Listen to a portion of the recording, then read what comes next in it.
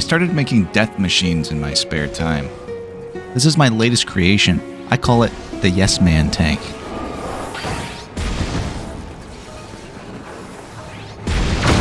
Here's a weapon that actually works. Check this out.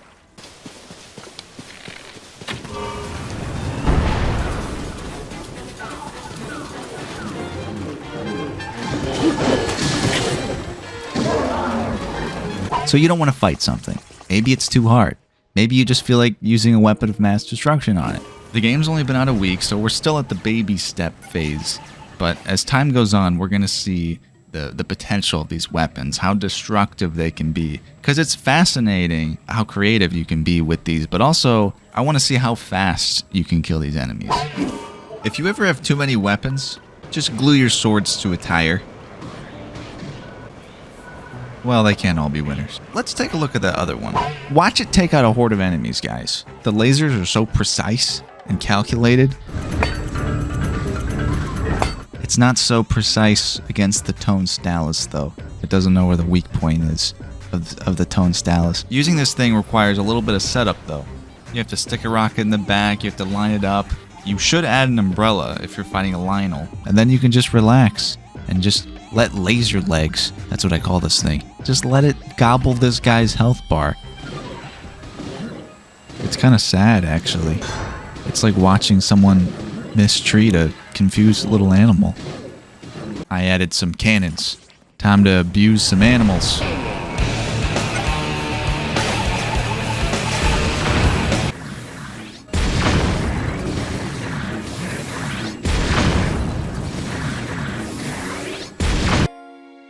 It's hard to see the silver Lionel in this.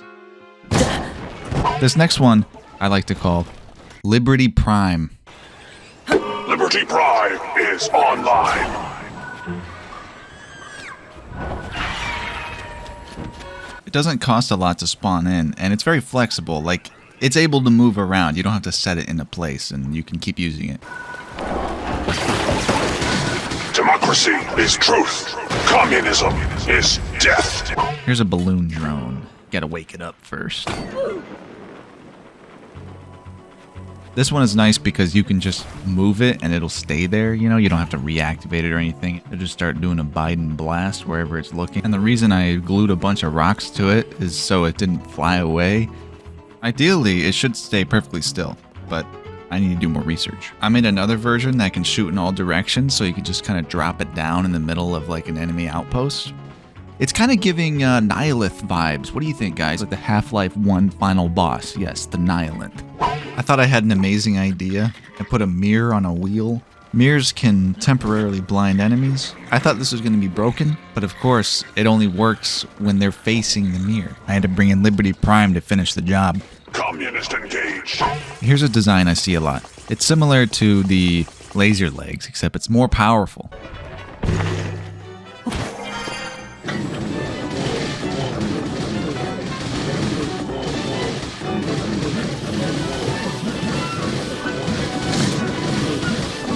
That's 18 laser beams shooting at one helpless, sick, little, cold, sad animal.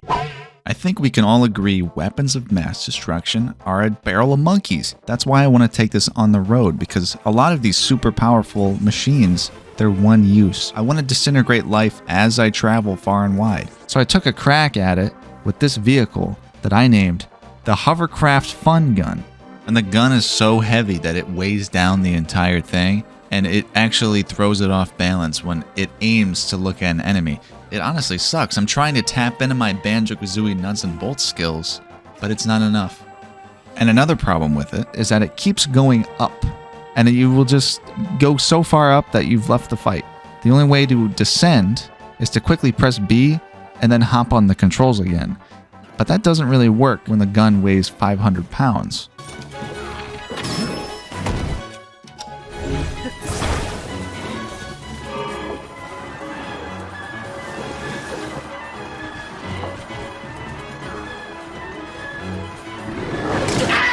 Here's one where I tried to be creative, but it is also useful.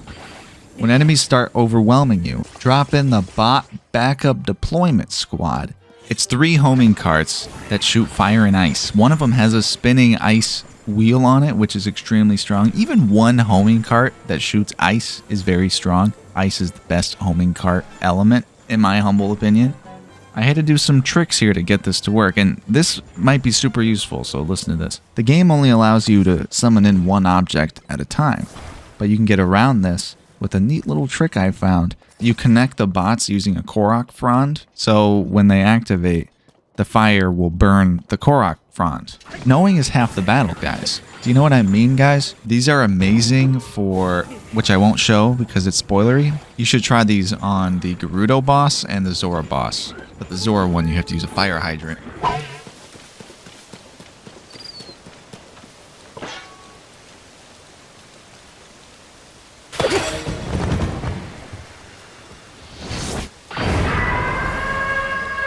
In Tears of the Kingdom, the new kid on the block is the Gleeok, and he is very strong against built objects because he has this wing attack which can destroy the building structures, which is something that I believe all the strong enemies can do. They all have some area of effect attack that just disintegrates them.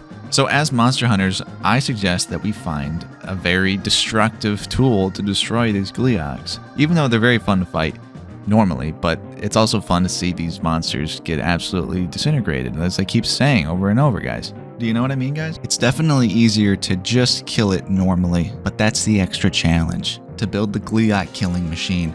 I did get pretty close with this piece of shit, though. I have this wooden shield. I don't know what I was thinking, because he's a fire dragon. He's going to burn through it. The shield is going to be the first thing to go, but I was trying to protect my head.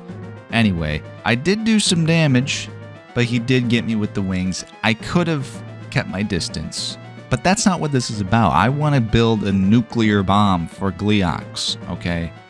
I need your help, guys. Notice how the shield didn't break. Thanks for watching this video, guys. Leave a comment.